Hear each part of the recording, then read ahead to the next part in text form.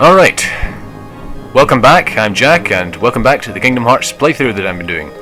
So, yeah, don't think there's anything else to see here, but thanks Merlin for everything. We gotta get going though, so we got things to do.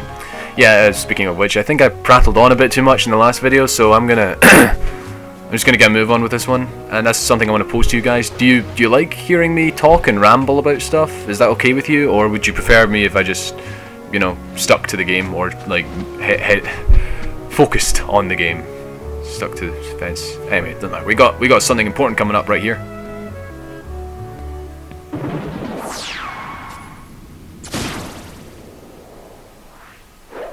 There you are. What's going on? Riku! Hey, cut it out. I'm not dreaming this time. Right? I hope not. Took forever to find you. Riku! Wait a second, where's Kairi? Isn't she with you? Well, don't worry. I'm sure she made it off the island too. We're finally free. Hey, she might even be looking for us now. We'll all be together again soon. Don't worry. Just leave everything to me. I know this...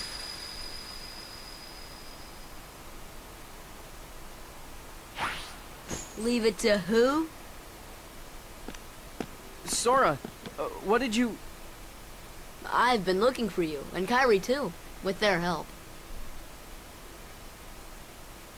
Who are they? We visited so many places and worlds, looking for you. Really? Well, what do you know? I never would have guessed. Oh, and guess what? Sora's the Keyblade Master. Who was it? What's that mean? So, this is called a Keyblade? Huh? Hey, give it back! Catch. Whoa. Okay, so you're coming with us, right? We've got this awesome rocket. Wait till you see it. No, he can't come. What?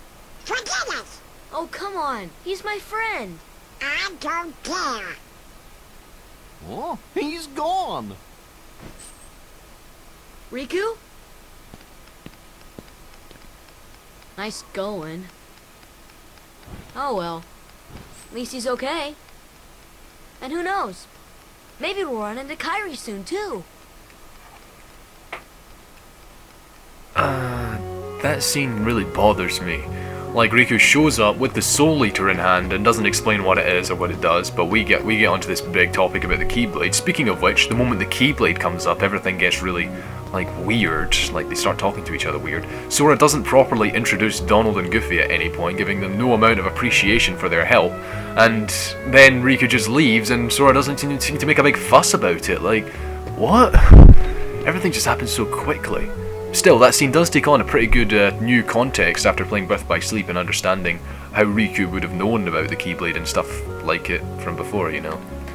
So, as you can see, this house is looking a lot more spruced up. Calamity Jane did her work. And over here we have Leon and Sid, who when you talk to, will talk about important stuff. Hence why everything fades black for a second.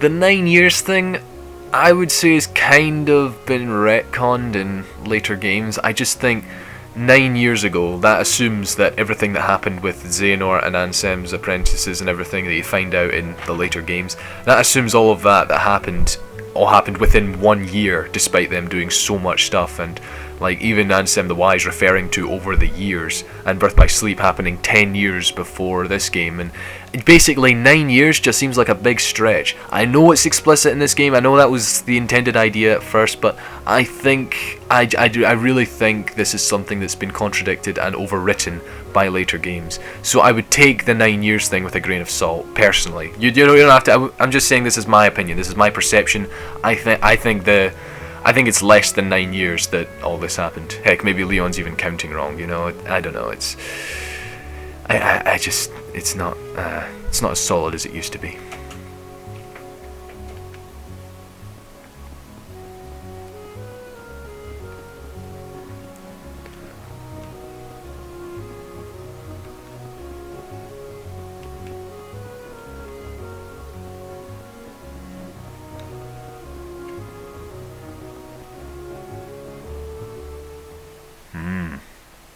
You see, it's just as I told you.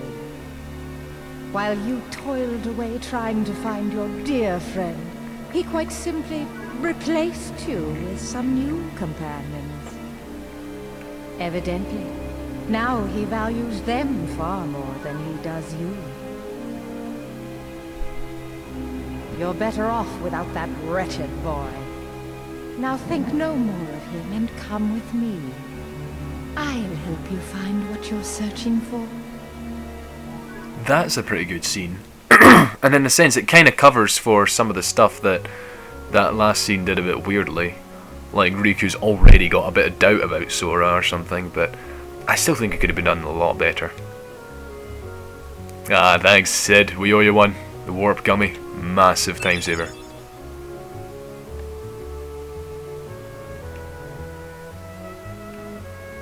His real job is a very effective one for us, as we'll get to that.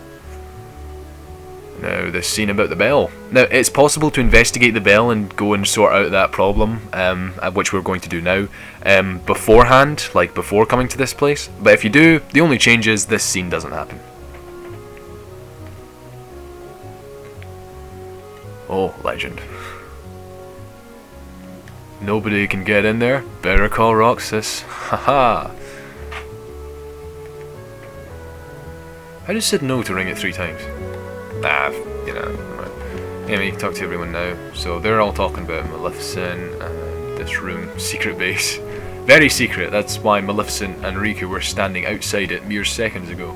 You know, when you think about it, Maleficent could have attacked them right there and then, and well, that would have looked bad for Riku, but you know. Anyway, that would have been interesting. And still, you get more scenes like that in Kingdom Hearts 2. That's when everything gets action-packed and almost warlike with the battles against the Heartless and everything. Alright, so we gotta get to this. I'm sorry, I have a really bad cough right now. I do apologise. Something I noticed is, while I was grinding, was the red guys, the red lantern people, and the blue ones and the yellow ones and the green ones, they all move differently. They all have different movement patterns. It's something I've never really noticed until, like, recently, when playing through it and properly examining them, studying them. The red ones just sort of spin around, like they're moving on an axis or something.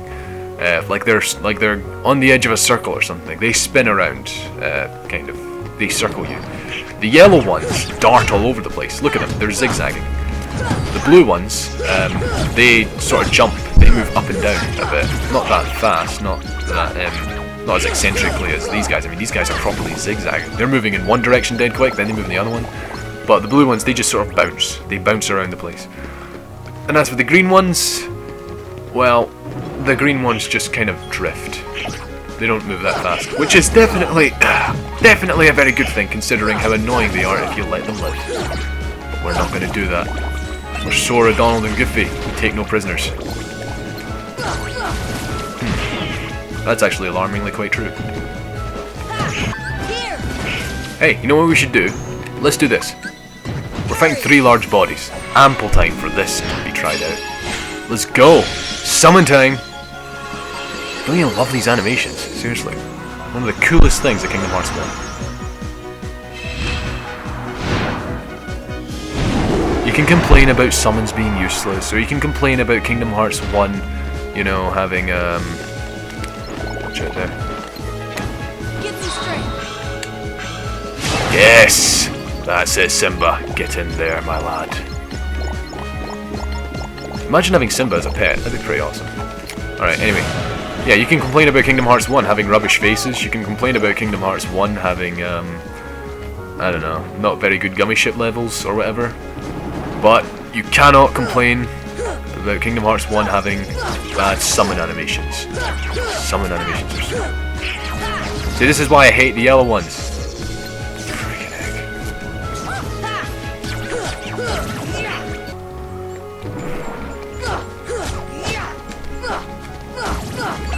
The air pirates are horrible things. Horrible, horrible things. But, check it out, we're in the Gizmo shop.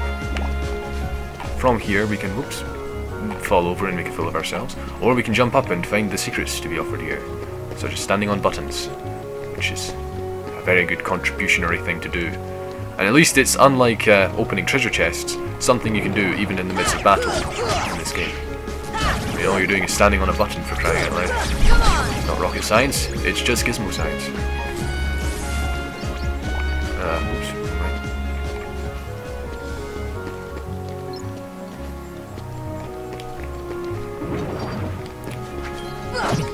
The Gizmo shop was actually a very good area for grinding because enemies seem to spawn here almost non-stop whenever you come here. Regardless of what point in the game you're at, enemies will spawn here again and again, and they'll just keep coming.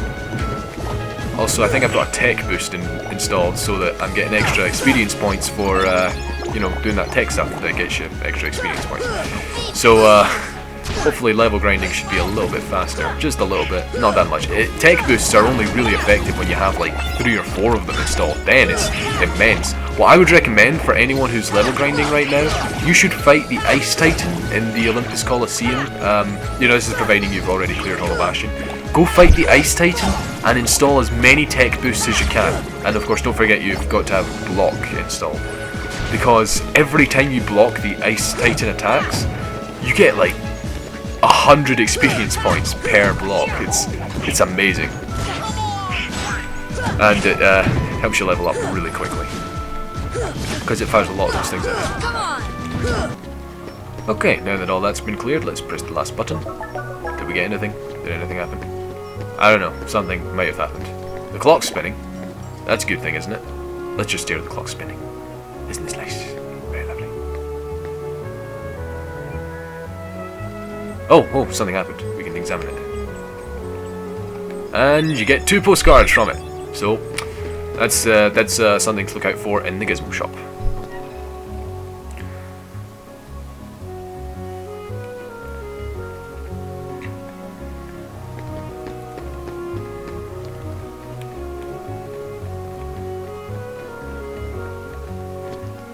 I'm tempted to summon Simba for all these guys, but they're not really worth it. They die quite quickly, and we're gonna need that magic for what's coming next.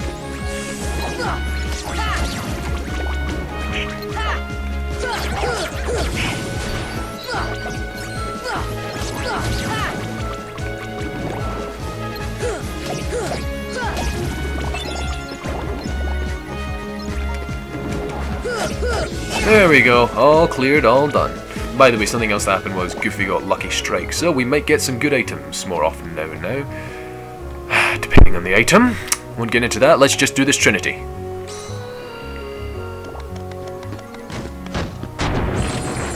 There we go, let's pull this bell. Get this going.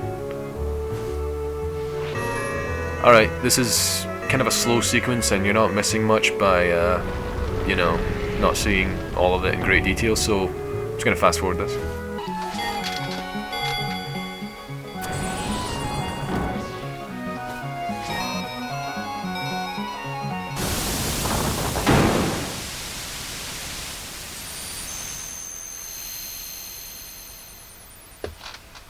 For those who are interested, I've tried. You can pull the bell again, and all that happens is it just rotates away. So you just have to keep pulling it another 3 times in order to get it back, and that's it. It's nothing really special. So yeah, there's the keyhole. I really wonder. So do you think you could maybe like shoot it from here, get it from here? Like I know it's distance away, and you gotta. Why don't you try it? Try it. See if you can do it from here. Go on. Go. Oh no. Okay, didn't work. let's I'm just gonna leave us hanging here, and we'll come back in the next part, shall we? So yeah, I'm Jack. I'll be back. Thanks for watching.